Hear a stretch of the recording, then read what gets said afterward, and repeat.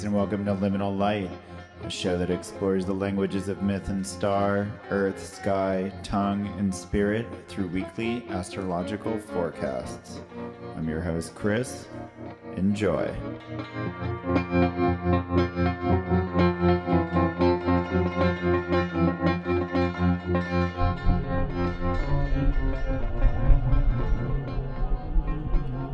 We awake with the Sun-Mars square still clanging in our heads, our egos, and the egos of others atop gattling thrones, the ticker tape of bullet belts flowing like conveyor parade and halting soldier steps before the gates of the ivory doors, teeth of horn that crash down and macerate opponents and personal pawns when they march into the mouth of doom. It's our own mouths munching, or at least our cynocephalic selves, gnawing and barking in our sleep, holding the hairs sent into our territories by other players, their terrier minds rattling us out and probing our holds for holes, as molars grind us awake, and pemba powder falls from our lips like dandruff from a hot halo, arranging itself into schematics of attack on the checkered marble below that look like the characteres of vanquishing angels who keep all the demons boxed into their respective hours as roosters race with feathers aflame and feet projected forward, a hand reaching from the dark, trembling with heat as sleeves of fire lick at the wrists and make fingers curl and clutch, then form a fist and propel into infinity, only to circumnavigate the globe and strike their enemy in the back of the head at just the right moment. Bells toll in slurred tempo heralding the victory-defeat, and tectonic migrations rumble the audience, whose faces contort like aging statues as they wear the masks of deep antiquity. There is a loudness so complete it's quiet, the somber leaden blanket under which giants slumber during X-rays that last centuries stacked galactic. The clock spins in reverse, chasing expiring digital integers, looping through the many zeros and slaloming through the ones. And all this lurching and throne lifting, all these rockets raised by flaming crowns, all these football plays where we awake as soldiers, run from caves and slash down adversarial sentries, and all these dawn raids and psychocloptic visions amidst choreography of rooster-style strikes. Despite the slowness of the pace, we managed to misplace something. Dropped keys, forgot passwords, corrupted messages, scrambled playbooks, grabbed the wrong file, lost the list, switched positions. Suddenly we find to our astonishment we are solids and they are stripes, that we are black and they are white, that we are shirts and they are skins. Suddenly, halfway through the match, and all the plans we had, all the ways we were going to win, have now to be thought up from fresh. So grab a torch and slide near, and bring something along with which to sketch in the sand.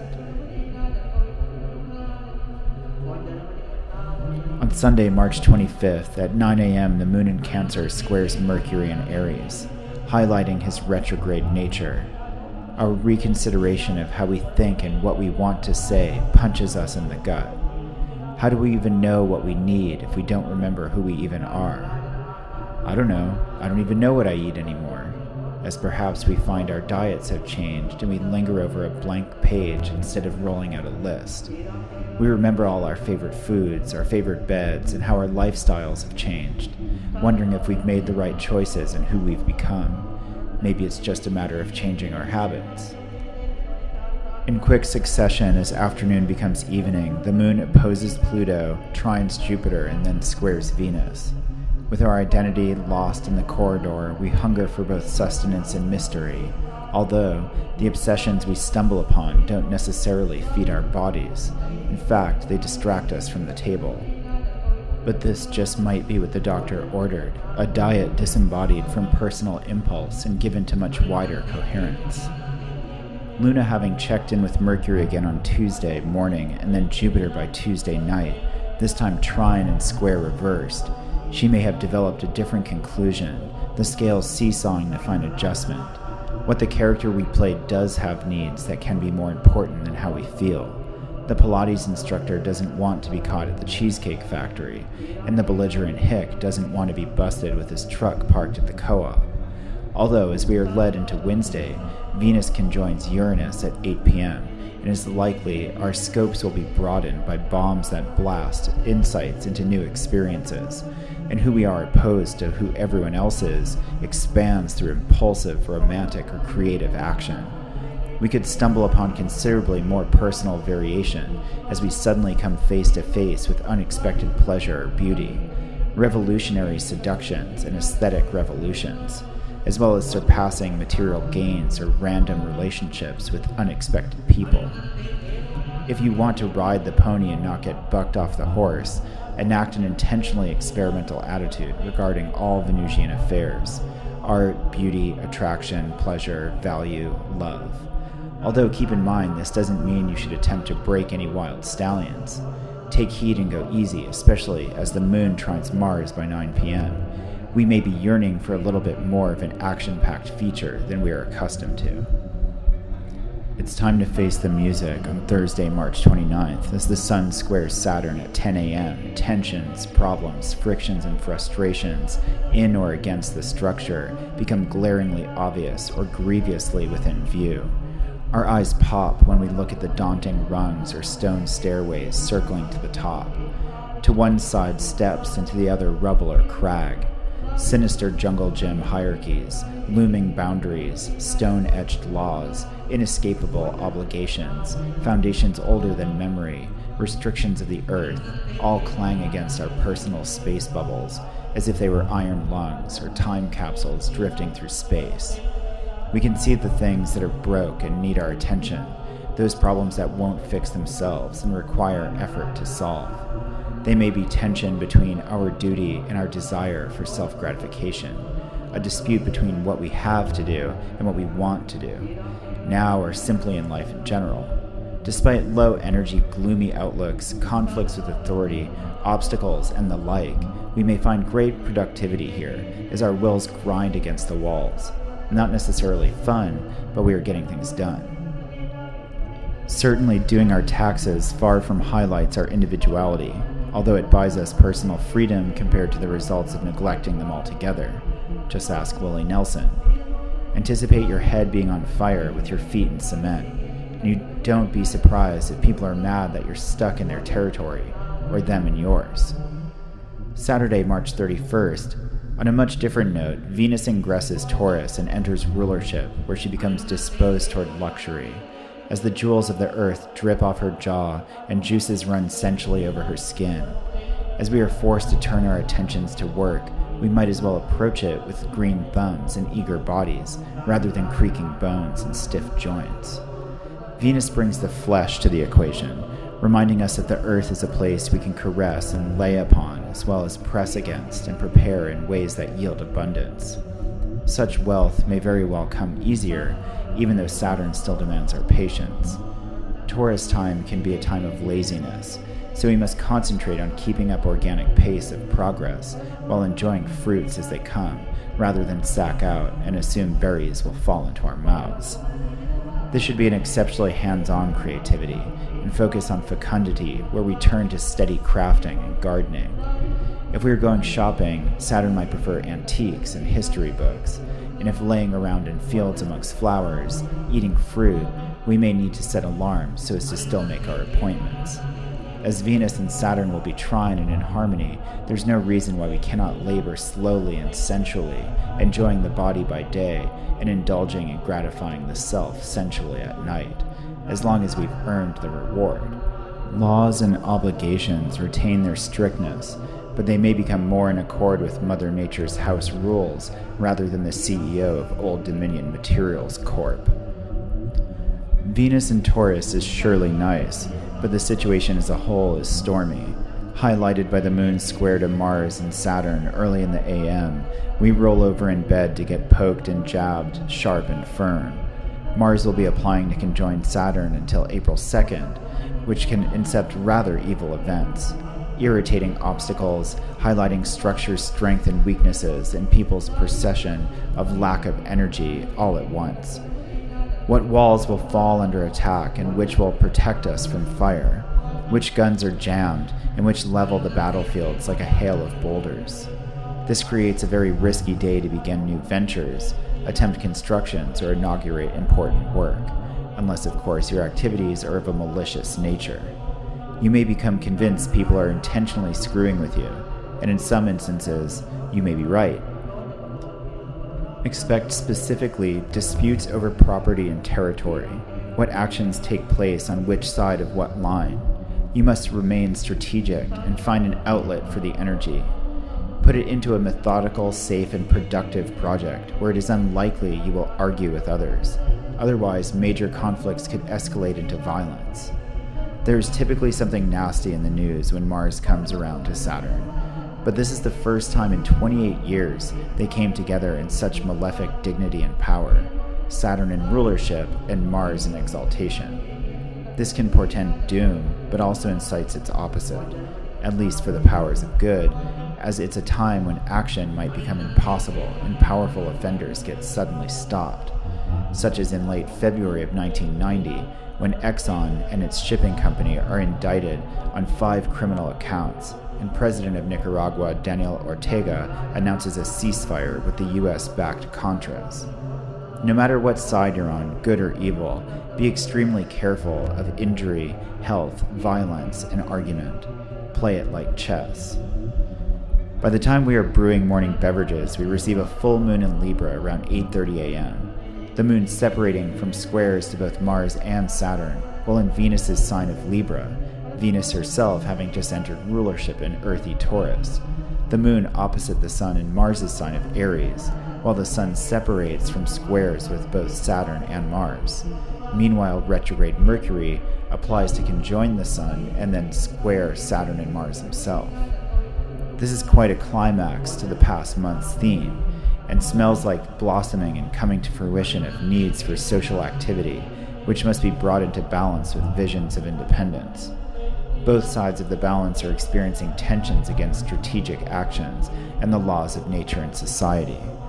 The social activity and needs for social balance remain pleasurable and tactile, despite the irritations and tensions, like bonding with a bunch of friends in sensual experiences amidst an angry protest, or during a trial of labor, like feasting and banter panning attempts to bust ass building a house or raising a barn frame.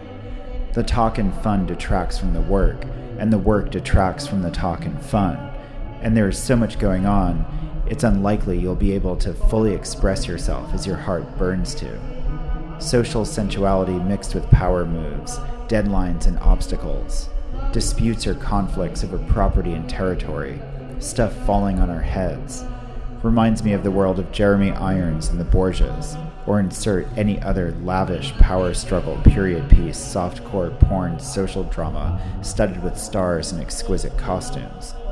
The tensions and dangers are very real, but like popular television series, so are the pleasures. The full moon occurs in the 15th lunar mansion, Al Ghafur. In this mansion there is a focus on wealth and prosperity as well as discord. But either way, it is material matters that will be getting the most light. This is echoed by Venus's new interest in Taurus pleasures and the Mars-Saturn team-up in hard Capricorn. We look to the land for both fun and fortune. Agrippa says dig pits, and Ashmole adds also conduits, and the Pigatrix wells, all of which is ways to buried treasure. This certainly might be gold coins and jewels guarded by gnomes, but in magical traditions, this frequently implies hidden knowledge, particularly earth knowledge. And with Mercury in retrograde, it is wise to be bearing down deeper into materiality and see what the true essence of material manifestation actually is. In Aries, he is in a fire sign, personal fire, our fire of inspiration and drive, the spirit that moves us to action. Can we find a hidden pipeline to our own spirits by digging deep into the soil, by examining the stones we pull up? Are there other personal secrets that unlock passages to the muse below our feet in the center of the earth? Can money flow clandestine into our house underground through a tunnel in our basement? We will only find treasure if we look, and pass it by perpetually if we shirk the shovel. All traditional sources warn against travel here, and this full moon likely for the best. as it is likely to be dicey out there with Mars and Saturn colliding in the ecliptic. Safer to stay home, perhaps, and do some landscaping. You might just excavate a chamber filled with riches.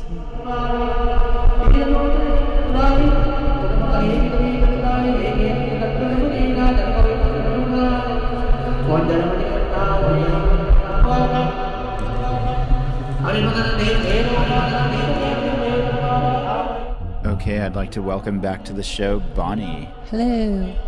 And today we have Dylan Thadani all the way from India right now, who's visiting there, artist, photographer, etc. And great to have you from all the way across. Hey, yeah, thank you. Thanks for the call. Yeah. You know, I've been really lonely at night. It's good to have you. Where exactly are you in India? Yeah, thank you. Thank you for having me on the show. Yeah, it's great to talk to some friends. I just found some Parle-G crackers. Yeah. I'm gonna have a little snack while we chat. Because leftovers from feeding the dog. Oh man. Yeah, and that's been killing me. Like, you've been posting like videos and photos of you feeding dogs all over the place. That's really amazing to watch. We don't get that luxury here to just go outside and be like, all right, here's the dogs of the world, pass out crackers. Yeah, I mean, well, in Varanasi, there's a ton of dogs on the Ghat, and that's where a lot of videos were coming from. And I was meeting all these older gentlemen who would also walk the Ghat and be throwing crackers as they go and giving all the dogs food. But just like as a lonely traveler too, the dogs are like an immediate friend, and so I'll just spend so much time hanging out with them. Yeah, totally. I've only traveled over there like a little bit by myself, mostly with a partner. I could totally see how the dogs would just be attracted to you as a solo person. Yeah, I mean, traveling alone is really, really amazing, especially on this trip. I was telling you guys before that I'm really just disappearing here. Just trying to become as Indian. I mean, I'm half Indian by blood, but that sort of part of me has also been very eclipsed by my life in Western society and in the United States. So on this trip in particular, I'm really just kind of dressing and looking as Indian as possible. Not going to any. I was thinking on today, and I don't think I've been to any monument or kind of touristic site. I mean, that being said, too, I'm still a mark. I still look Western, but kind of just like the way it's carrying. I'm just really studying Indian trip. Yeah, just blending in. And so, is it your father is Indian and your mother is not, or something? Yeah, my dad's from Bombay and my mom's from Maryland. Cool. Yeah. So, but it's such a. What were you saying? Oh, I was wondering about someone who's being there as a traveler, but also as a photographer and drawing and kind of sitting around and kind of taking in and making material out of what you see, out of what you're gathering. If people are seeing you as Western, or people are just like, oh, this guy's just hanging out drawing a picture right now. I think that, well, once I open my mouth, it's completely clear that it kicks up. I'm from the West. That's like that. I know that's very funny. But also in India, there's so much. It's such a gestural language, you know. Totally. So in the nodding of the head, in the movement of the head, and the movement of the hands. So there's all these like slight ways of inferring meaning, even without speaking. Even in the eyes, I mean, it is so much. Because I'm also making pictures of people, and it is like all in the eyes, all of like someone's intention is in their eyes, you know. Yeah, totally. And I'm like studying this because if I give too much away with my eyes, then my whole facade that I somehow built up in my head immediately breaks, you know. Yeah, because yeah. they can see it in my eyes that I have this hunger, that I have a desire that's more than a normal person would, because to the people I'm surrounding myself with, the things that I'm interested in are completely commonplace. I mean, we're talking about, you know, water, cloth, like the way a man wraps a lungi, the way someone ties a knot. So just all the small, minute details of style that Indians or just have kind of really finessed and really getting your mind blown looking at a jackfruit or something. Yeah, I mean, literally anything. I've walked down many streets just feeling like today, like watching guys rub water on papayas and slice watermelons just like sent me like, so that was like the best part of my day, was watching these guys rub water on papayas and chopped watermelons, and the fruit was delicious. I ate plates of it, you know. Yeah. I know. Today was the first day I was back on my feet, really. Yeah, I know what you mean about, you know, it's like every movement, every posture is so it's articulated in such a different way than what would be your natural disposition, and it's like so hard to like get that entire equation right to blend in. But yeah, especially in the eyes, I know exactly what you mean. It's like you think about everyone uses their eyes similarly across the world, you know, how you see things, you know, like you look at them when you want to see them, but then there's such a different posturing to how you use your eyes and how your eyes flow around it, what you look at, and in conversation and everything. And even like you can really see it when you study other languages, like the posture of the tongue in the mouth, and you just think about that's a whole, if you're speaking Italian or you're speaking Hindi or you're speaking English, the tongue rests in a different place in the mouth, and then that somehow is something else along those lines happens with the eyeballs themselves, like, you know, where they're at rest, how they look from one thing to another. And yeah, and just like what you're saying about like how much wonderment you feel when you look at this thing or that's really interesting, considering that it's so visual what you're working on there. Do you want to explain a little bit about what you've been working on? Well, the book I published in the slideshow that I was kind of showing marginally in the U.S. is called The Indian Picture Show, or the book called Indian Pictures. And I keep a copy with me here to show people. I'm really just letting my curiosity and my eye bring me to it. You know, I'm just shooting into the void. I have no idea what the project is really. The writing, I'm keeping a pretty intense journal, you know, and that I kind of chop up and publish in small different bits. But it's just a study itself, you know. I'm really just learning about myself, and we'll see what the images show or what they remind me. I had sort of some hopes of finding a larger thematic topic or sort of a larger, more focused body of work. But just kind of asking for that and looking for that too much I'm just going with my impulses. There's a couple different themes in the way I've been photographing that I think are going to appear, and I've definitely been going after certain specific things for larger collections, also stronger, you know, 10 images, and sometimes 10 images is something small but stronger than one. So the projects are, but you know, they're right now they're really just they're just air. I'm just doing them every day. I don't know. Yeah, and then and you're drawing a lot as well, right? Yeah, I'm doing some sketches. I haven't in a while though.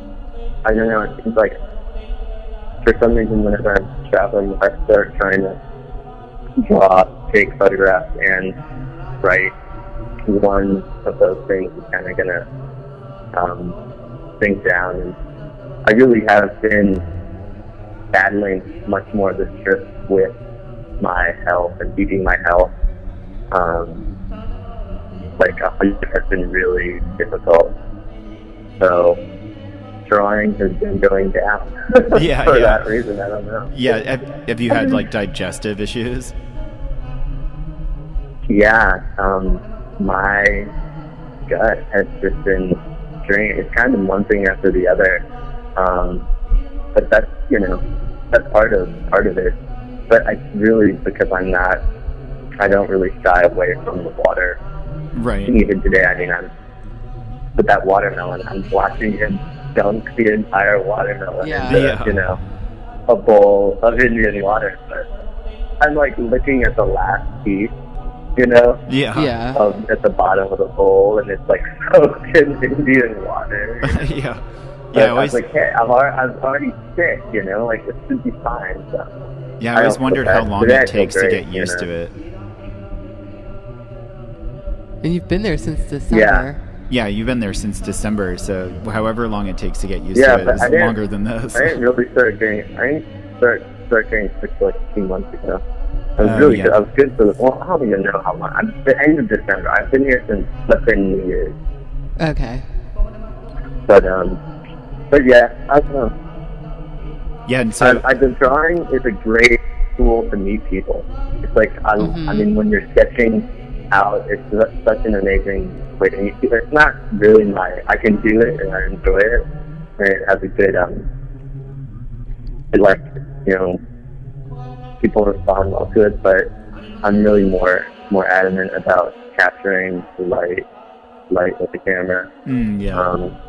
But drawing is just, and it's just a fun, really great for the kids too. Like, I love teaching kids drawing and playing with them that way. I've been, kids are always asking for a school pen. Yeah. You remember that? They're always like, school pen. Totally. Yeah. I should have I've made some pens in the past. I really want to make a pen. That's a really good idea. That says, like, school pen, and comes in you next time. I bought a couple, I bought like 50 pens this time. But gave them all away, but maybe make like 200 school pens. Give them out to all the kids. Yeah, that would would they can only get pencils in school, so the first time, like, whenever you give the kid a pen, they always like flick it or like open it and then start drawing on their skin. Yeah. Because they can't do that with a pencil. No, certainly not. Yeah. Like just like immediate reaction every time. But like one of the many small joys of being in this place. Yeah, that's really interesting. Like that. Yeah, that ink immediately goes to the skin. You're like, okay, now we can draw on ourselves. Yeah. I mean, that's like why I'm attracted to the kids, Yeah, they're just like they're the most fun, Just see like the automatic things that will happen because there's less of like a filter.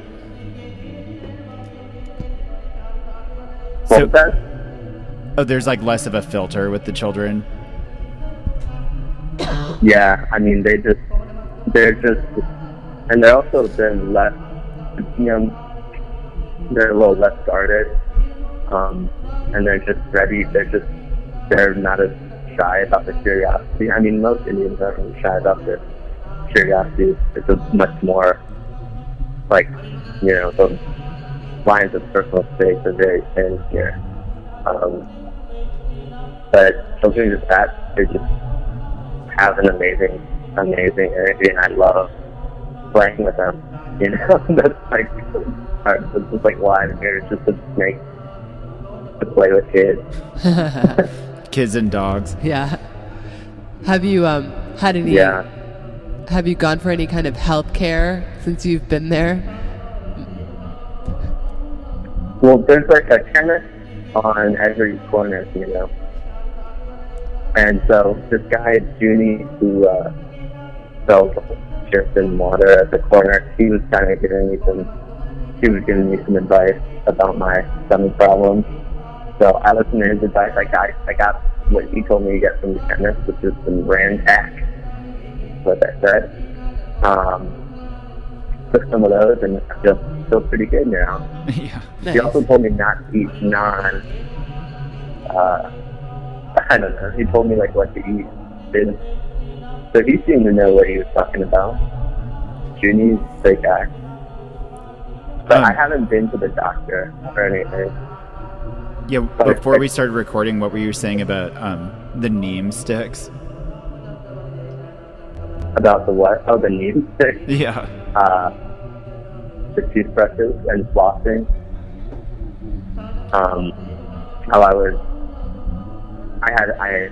In India they have these, they look like pretty much just bark, pieces of like twigs or bark, the neem sticks, and they're kind of like an herbal toothbrush. You chew them and rub them around your teeth. It's very nice. But I was at ashram studying with the guru, and for a few hours, and I had this neem stick in my bag, and after a while I kind of took it out and started fiddling around, rubbing my teeth a little bit. When the guru saw me, he made me like leave the room and wash my hands and like put it away, and kind of really chastised me for doing this like kind of private cleaning act in his presence. Yeah, doing like hygiene publicly. Mm-hmm. Yeah, because But then again, I was saying to you, when I've been there and I've seen them like being sold on the street, people will just like buy one and immediately start messing with it, start brushing their teeth, but it's just funny, like it's almost like what happens on the street is different than what happens like in a semi-private area. Like you can kind of be like public. Definitely. You can be public on the street, but as soon as you enter a little area, whereas in America it's kind of like you don't do anything really on the street that is private, Yeah. I mean, that's right. The street is like it's really fair. It's not fair game. It's not the right way. It's just people who live there. That's like the access point that we have, or that I have to a lot of what I'm talking about with India, and a lot of as just sort of an observer coming into a country with really very little purpose except my own self-motivation. That's kind of what we see. We see the street, and for some people it's a hallway, for other people it's their living room, dining room, bathroom, a workplace. It has the full spectrum of uses for all of it. It's the table, it's everything. It's really everything. Yeah, totally. Yeah, it's like that's definitely what's missing in the culture in a lot of the West, but it's also, you see in a place like India, you see how chaotic it gets if you're like, okay, now everything can happen on the street, Yeah, everything can happen on the street. But you're right. So living in a place like that where the street has, every single spectrum of use, then the definition or the line between what is not the street and what becomes more private, more secluded, more around walls, I think that then those become much more amplified, Yeah, totally. And that's definitely what I wasn't seeing in that one situation. Yeah, for sure. But that guru also schooled me on all kinds of other things, like my posture, how I was sitting, how I was crossing my legs. He had all kinds of digs for me, and I was happy to take them. Yeah, totally. Yeah, you're definitely going to be able to kind of just go with the flow more if you get like some strict instruction at a couple points, Mm-hmm. Yeah. Yeah, it's. But even, Oh, wait, go ahead. What? Sorry. Nothing. Sorry, what? I forget what I was saying. Oh, okay. Yeah, I was just gonna say, I mentioned to you before, through when we were messaging each other before we spoke about Shani, the Vedic Saturn, and how Saturn is in Capricorn now. Yeah, tell me more about that. Yeah, and it's like we've talked about it a lot on the show. People who are familiar with astrology will know this is like Saturn hasn't been in Capricorn for 28 years, about like almost 30 years. And so it's kind of like that's most of his significations. It's the strongest Saturn we're going to get, is Saturn in Capricorn for the most part. And so for people who are doing like astrological magic, for instance, a lot of people who are, I'm in my mid-30s, a lot of people around this age have never been able to do these Saturn and Capricorn magical operations because, last time it happened, they were like 5 years old, So it's a big deal from an astrological perspective. It's a lot of people it's the first time in their life that one of the houses in their chart is getting this structure and getting this strict, like we're saying, this guy showed you all these things, like this is how your posture is, it's very much like this part of your life is getting this strict instruction and testing, and I know because it's like India has never ceased to have like an astrological basis, like the way their calendar flows, everything, Mm-hmm. Yeah, I was really I know maybe you weren't keeping your eyes out for it, but I'm really curious about Shani Puja that might be going on, and like stuff like if you see more. Make a little note. Yeah, if you see more like images of him around and stuff like that. For honest, it's definitely more of a hotbed, maybe for that sort of activity. Yeah, or totally. just a lot more spiritual. There's, a lot more access to some spiritual sense I'll ask around. Mm-hmm. A cool place that I met astrologers was Tara Pith, which is really close to where you are now, where it's like the center of Tara worship, and there's astrologers hanging out there who are not like the Benares, like kind of like, come in and let me just like kind of sell you this astrology. It was just like people who were there also paying devotion, and that we chilled with, just like kind of people of like, like middle class, regular people who were there kind of worshiping. And they ended up doing readings for my friend, like who I was there with, like over the internet, like way later, and they did his chart for him. But there's places you can bump into astrologers that they're just going to start talking about astrology with you that are not charlatans, Yeah, I mean,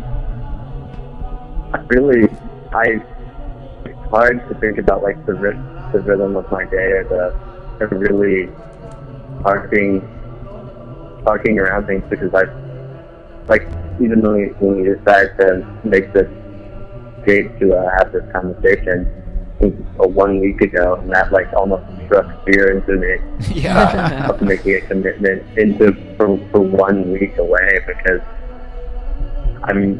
at times I've even been so weak, but I'm still devoted to going out and looking at things and trying to get shots, and I'll feel so weak, like a feather, like I could just get pushed over.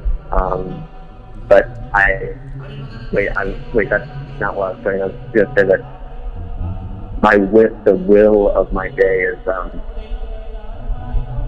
completely, it's like the wind, Yeah. It's hard to understand, even for me, what I'm doing every day, and it's mostly just walking and taking the bus. Yeah, totally. Yeah, I love that amount of walking becomes epic, where you're like, it's hard to quantify later how much walking you actually did, where you'll just walk 10 miles and it's like no big deal. It's like nothing. It's just what you did that morning. Yeah. Not like what you did all day even, Yeah, it's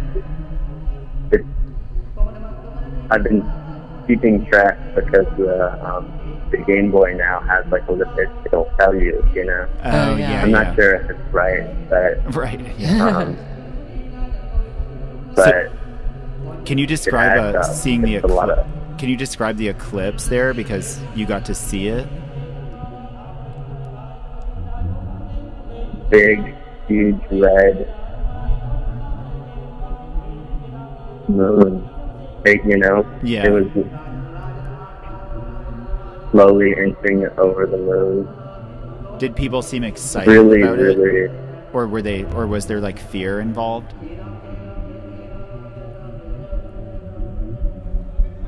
Well, like I said, I was up at this restaurant which is on the roof. Oh wow. And so it was, and before I was like running around, trying to find kind of the point where the moon would be in the sky during the day. But that was before the eclipse happened. So I didn't really get like a feeling, like a pulse for how people were feeling with the eclipse. Yeah. Yeah, it's so interesting. I watched it for traditional astrology there. It's, it's a bad omen. Like, I think if people don't know how astrology functions or astrological magic operates, like, they're just like, oh, it's eclipse, it's a rare event, so it's magical, it's special, but really it's like, from a traditional perspective, it's like, no, the moon just disappeared or turned blood red and huge, and you're like, that's scary, that's bad, that's bad, or like the sun just turned dark in the day. It was front page news. What's that? It was on the front page of the newspaper. Oh yeah. The next day. 3 photos showing 3 different stages. Yeah, and that was the January 31st eclipse. And there's another one. There's a really big one that I'm sure people are already thinking about there and elsewhere. That's July 27th, this coming summer. It's going to be a total lunar eclipse conjunct retrograde Mars. And so it's really revved up. People are like, oh, like this is really freaking me out, because now Mars is going backwards, and it's like right on top of the moon, and right when the moon gets like this total eclipse. It's horrifying. Yeah, it hits India. Is it just in India that you can see it, or that one's going to hit India, the Middle East, and Western Africa for the most part. And so I've been watching some of the news stories in India and in that other parts of the world around there, and seeing like what kind of tensions might be rising, because it's kind of like a lot of stuff is going to suddenly be lost. That's like kind of the theme of that eclipse. It's like things are going to be purged or drained. So I've been really watching the Kashmir and Jammu line of control, like border issue, because it just escalated a bunch. Where have you been hearing while you were there about the Pakistani Bollywood ban?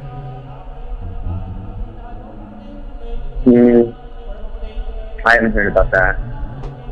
I guess they've been like also, Bollywood. I guess. Oh, sorry. No. I didn't hear. I've been reading the newspaper, but I didn't catch that one. Yeah, it's weird. That's what I've been basically wondering about. When you're on the other side of the world, like what kind of news filters over to you, and what is being kind of handed to you on purpose. And being like, these are this is the story. I got a newspaper right here. It's a lot about the BJP, the party. Yeah. And like, wow, this is a nice. Indian newspapers, especially the English ones, are insane. Yeah. Like they're just so, because they use this sort of form of like extinct British English. Right. Totally. Yeah. And it's just like becomes very bizarre headlines. Yeah, totally. The phraseology is really strange. I just thought of this thing now. But then it's also, local. I'm in West Bengal, so it's kind of like as far away from there as you can get. Yeah. I looked today, and it seems like maybe you're going to get a thunderstorm in Kolkata like later this week. Oh man, it was such when there was the other night, you know, I stepped out and the temperature had dropped, you hear thunder in the air. You dropped the rain, you were coming, and oh man, it was heavenly. And went down to about 70 degrees. I was loving it. Oh, Yeah. man, that sounds lovely. But otherwise, it is hot, 100 degrees in the day. Yeah. Nothing, you know. Indians don't wear shorts, you know. Right, Yeah. totally. Like no self-respecting Indian man wears shorts. Shorts are for schoolboys. Yeah. So you know me. I don't have a pair of shorts with me, man. Yeah. Yeah. But my whole gear is Indian shirts, and I got some really killer Indian pants going on. Oh, you got some good The clothes old made? school. I'm all decked out in very basic Indian gear. But, the shirts with the big bonds, you know, big neckline, Yeah. Oh, nice. circular, colored, and then Yeah, You're all set for summer. striped shirts and the lungies are so sensible What's that? too. The lungies are so sensible as well. I'm like I got one with your name on it. I'm stockpiling it. I'm bringing it back. I'm serious. I have Yeah. like a whole suit. I got an Indian briefcase that's filled. I bought 2 today. I can't stop. I can't stop buying movies. It's serious. I'm not joking. And then, you know, now another fun part of the trip now is like kind of shopping for the rest of my life, I guess. Yeah. Yeah, shop once and get it over with. I'm bringing back that, you know, simple plate, simple vessels, Nice. lungies, all kinds of fabric. Oh, wonderful. They have these killer radios out here, you know, these like Santos radios that have. Bring back a couple of these things. Yeah. Yeah. That's just the fun part, you know. At some point, as a tourist or as a visitor, Yeah, you have to like embrace you that can- for a while. you can commerce, or sort of, you know, the marketplace is like the oldest, you know, one of the oldest like human things, you know, buying and selling, Yeah, and absolutely. commerce or buying it. It's your window towards interaction. You know, spending money is how you're going to interact with people throughout your day here. And sometimes that's really bogus. That's why I like drawing and meeting people and talking dogs and stuff. But other times it's just fun to buy like 20 lungis over the course of 4 months. Right. 50 lungis maybe. Yeah, that like. I'm going a little nuts here. That's for sure. What's that? Oh, I'm just going a little nuts, you know. Yeah, yeah. Well, you're gonna like- see your family next week, right? You're gonna see your sister? Yeah, I'm going to go live with my sister for the last 10 days of the trip. I'm flying to the U.S. on the 17th. I'm going to spend probably get to her house around like the 7th or something. So in a little bit, but yeah, she's got a really nice house in Goa with her. She just got married. That was the genesis of the trip. Was her Oh marriage. yeah. It was on the 4th of January. Lovely, very low-key, non-traditional ceremony. And so she's going to be in Goa working. And yeah, it's that's the cherry on top. That's like the really low-key, go to the beach every day. And I got really obsessed with building sandcastles. Yeah, yeah. Last time I was there, so I think I'm going to go on a sandcastle building there to end the trip. Nice. Yeah, I'm really interested in Goa right now, where I never had been when I'd been in India. Just as researching that colonial Portuguese Catholicism and see what saints made it over to India. Like, there's Oh yeah. in particular Saint Cyprian, and see if there's any Saint Cyprian in Goa. And keep your eyes open. Yeah, keep your eyes peeled for. There's tons of churches still, big Christian scenes. It's bizarre. There's more West. I mean, Koa is also, my sister's like, she has been living there for a long time, and she kind of hates on people who are like, go, it's so touristy and like whack, Yeah. From her perspective, as like being a resident of the state, got a lot going on, and if you leave the like touristic zone, then it's just another beautiful part of India. Yeah. With its own weird colonial background and history. Portuguese and Dutch influence down to Kerala too. Oh, really? In Kerala as well? I didn't realize there's the Portuguese influence down there. I just read when I was going through the papers. The Dutch were colonizing Kerala, so it's like it's intertwined, Yeah. Yeah, one thing I pulled up in the paper when I was looking for Indian stories today was they just declared jackfruit was the official fruit of Kerala.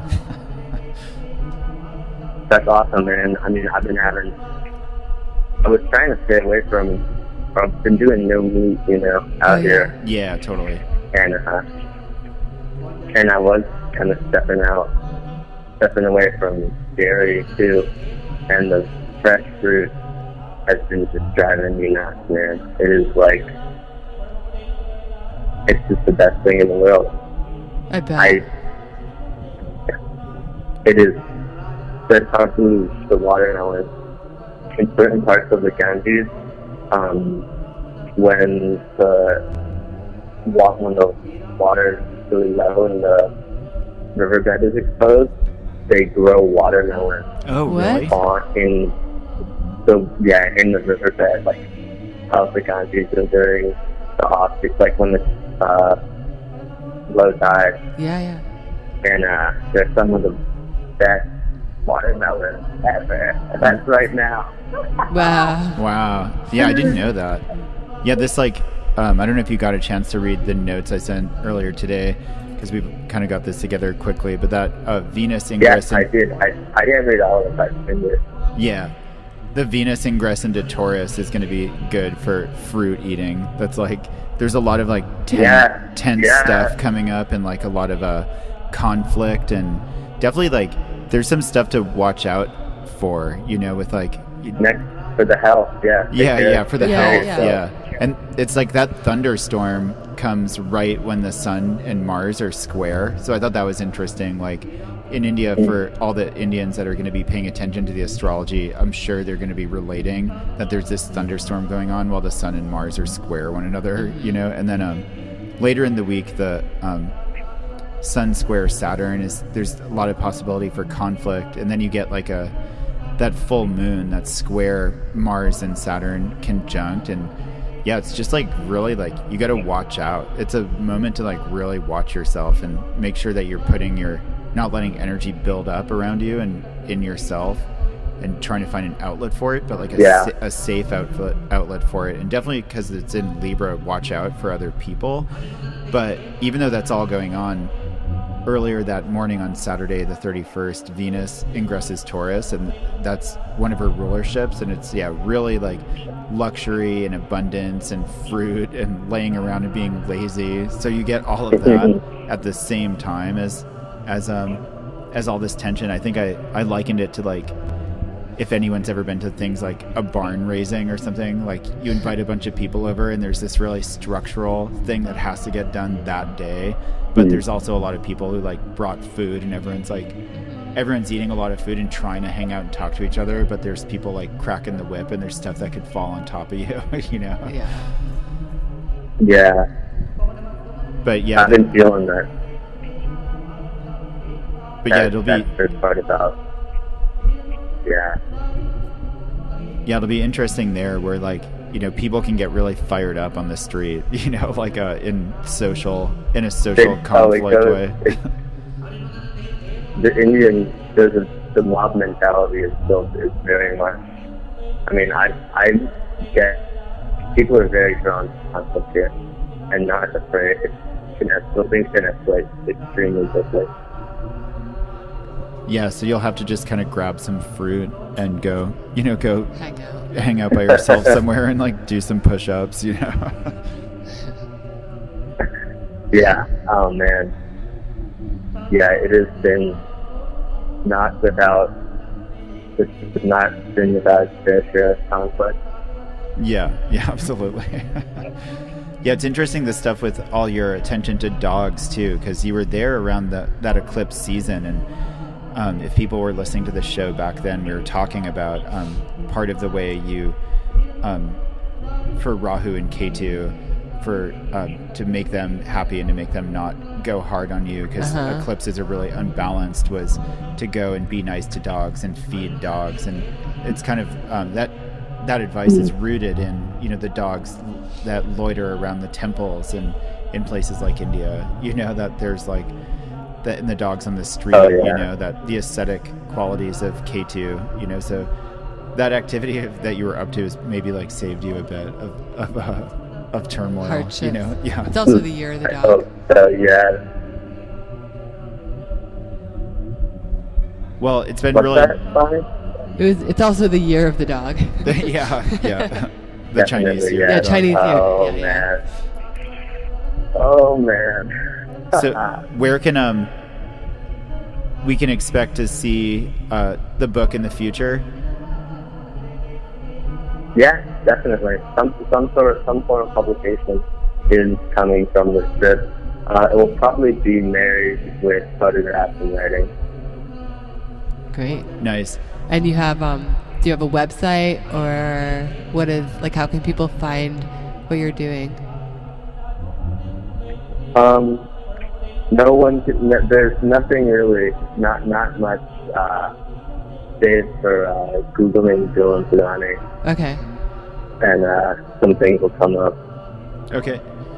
Yeah, and so we'll point people to you however we can. And Great, yeah. Yeah, it's been great talking to you, and great to get a report. Yeah, thank you for taking the so time. lovely talking to you guys. Oh man, miss you guys. Hopefully we'll be seeing each other